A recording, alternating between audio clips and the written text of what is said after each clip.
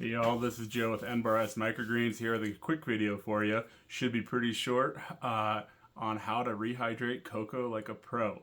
One of the most common complaints about using compressed coconut coir bricks is how long they take to hydrate.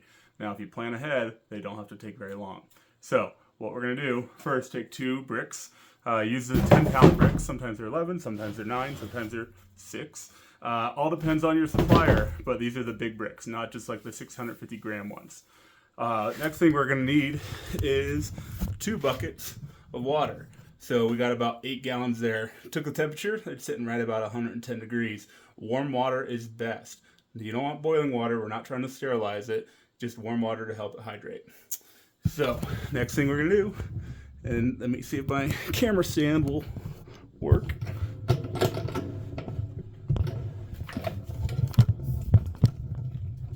My apologies for the technical difficulties. First time using this guy. All right. So, we got 2 bricks of cocoa, 31-gallon bucket from Lowe's. This is the heavy-duty bucket. It's lasted me about 1.5 years. Rocking right along. Nothing real wrong with it. So, first, we're going to take our first 5 gallons of water. We're going to dump it in. I like to just dump it in around the side. I see my camera is not working. Well, as that's starting to soak in, I'll do a little cameraman work.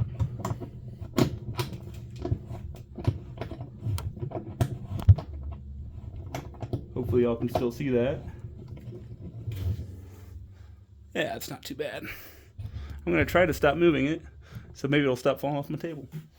Alright, so I'll keep pouring my 5 gallons right around the side. You'll see that water was almost already gone. That was already 2 gallons of water in. I like to use about 8 gallons. I was at 10 before. I was finding my cocoa bricks were too wet when I went to go sow seeds. So we're down to 8 now.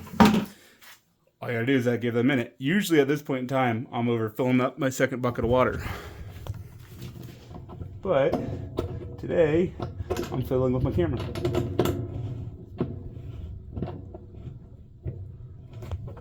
And here in a moment, I'm just going to take my phone off of this dumb stand and freestyle it.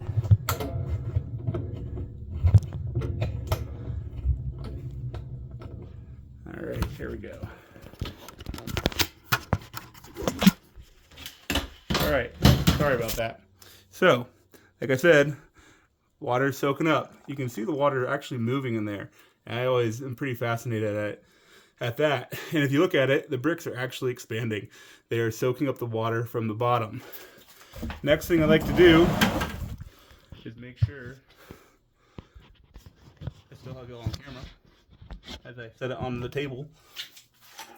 Take my last little 3 gallons of water and pour it slowly on top. Just split it between the 2 bricks. Total process takes less than 10 minutes to make 30 gallons of soil. That's about 4 cubic feet. Not a very hard process at all. Doesn't have to be. You don't have to sit here and pick this apart. You don't need any special tools to do that. I will show you something that's really handy down the line for once they're fully hydrated. But just watch it. Soaks it right up. Pour it in slow. Give it a little bit of time.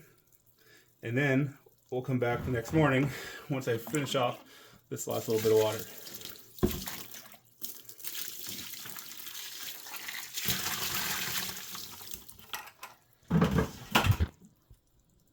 See y'all tomorrow. All right, y'all, here we are. We're back the next day. Probably about 10 hours later. I was here pretty late last night and coming in a little bit late this morning. Got to drop the kids off and all that jazz. So here we go. Bricks are fully hydrated. It shouldn't take 10 hours. 8 works, 6 works. Sometimes 4 works, but you may find dry spots in your core the less time you give it. The important thing here to point out, though, is if you look at it, there's no standing water around the edges. Sorry, you can't really see that from this video, but when I'm looking in there, it's all absorbed. The tops are cracked. You know, I can see that it well absorbed all the way to the top, too. You know, you can take it, and it's literally hand crumbled, like all the way through. Now, to speed the process up, here's the other complaint, is breaking up the bricks, right? A lot of people are like, well, I don't want to take the time to break up the bricks. Again, I looked at it last night, 4 minutes. And like 2.5 minutes of that was me messing around with my camera, right? Just to rehydrate 2 bricks. Here we are. I might spend 5 minutes. We'll see. This is probably the best thing I have ever purchased for bricks. Just got it on Amazon. You just like search like Ninja Claw garden cultivator, 5 prongs. That's all it is right there. And it makes quick work of this task. All you gotta do is just run it through there. Wow, 5 minutes is much of an over-exaggeration. And you see these big clumps, you just hack them up with your hand cultivator. And I usually am doing this as I'm making trays. I'm not usually doing the whole thing all the way through, just because you are moving soil to get all the way down to the bottom of this thing. And yeah, if you get clumps, you can always take them, just rub them real quick with your hands, then it's gone, right? And this is some high quality stuff. Just real high porosity, absorbs the moisture really well. Coco has a real high water retention rate. I think somewhere it said it can absorb up to 18 times its weight in water. So a ton. Also got to be careful with some of your water sensitive crops. I'm going to do a whole video too. I'll link it here as soon as it's done on why to use Coco, why to use dehydrated Coco bricks. There's some very legitimate reasons if you are not a super massive grower and you're not doing hundreds and hundreds of trays a week. If that's not your business goal, this Coco coir may be a very legitimate solution for your soil needs. I'm also here going to be planning in the next few weeks, drop a couple videos on some bulk coirs. Coir you can order in by the pallet. And we'll just do some samples on those. I got some sample bricks from 4 different companies here, all available in large quantities. You know, and that will get your price down from buying a single brick on Amazon from $20 to about $10 or $11. You know, you can't beat that when it comes to per cubic foot and per tray. You know, I'm at about 45 cents a tray for each of this.